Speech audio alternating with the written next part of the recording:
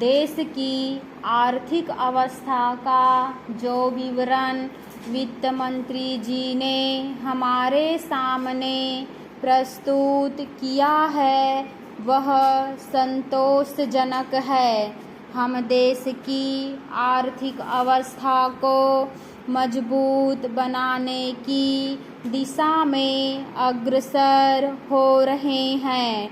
विभिन्न क्षेत्रों में उत्पादन बढ़ रहा है, जिससे आशा की एक झलक दिखाई पड़ रही है। तीसरी पंचवर्षीय योजना के दौरान हम एक बहुत बड़ी धनराशि खर्च करने जा रहे हैं। यह भी एक आशाप्रद बात है, लेकिन अध्यक्ष महोदय, पिछले साल भी मैंने वित्त मंत्री जी का ध्यान इस तरफ खींचा था और आज फिर खींचता हूँ कि देश की वर्तमान आर्थिक अवस्था का चित्र हमारे सामने रखने के साथ ही साथ उन्हें यह भी बतलाना चाहिए था कि हमारे देश के अंदर उत्पादन में जो वृद्धि हुई है वह समाज के किस अंग में, किस रूप में उपयोग में लाई गई है। आज हिंदुस्तान की सबसे बड़ी समस्या गरीबी और बेकारी को खत्म करना है। ये दोनों बीमारियां हमारे समाज के अंदर कैंसर की बीमारी की तरह से हैं। आज तक डॉक्टर यह नहीं सोच पाए कि कैंसर की बीमारी के लिए कौन सी दवा उपयुक्त है। उसी तरह वित्त मंत्री जी इस विद्या के विशेषज्ञ होते हुए भी इस बीमारी की असल दवा हमें बतलाने में असमर्थ रहे।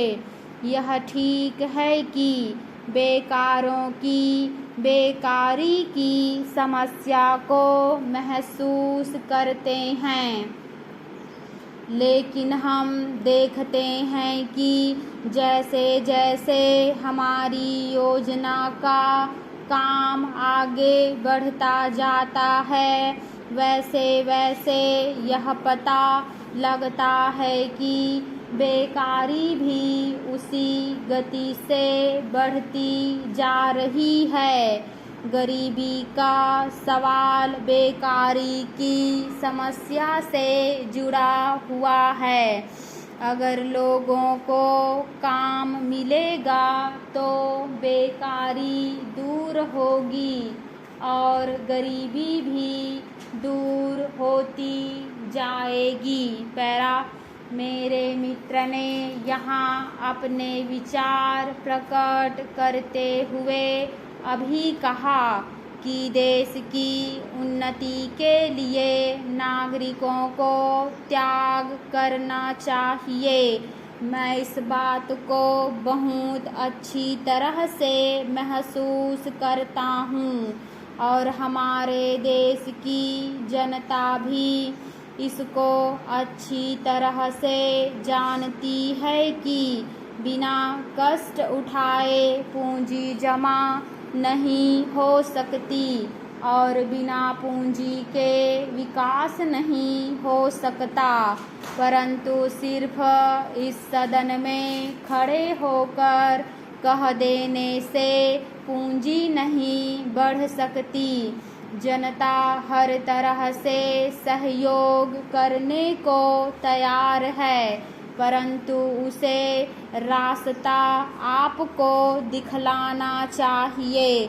आपको स्वयं कुछ त्याग करके जनता के सामने जाना चाहिए।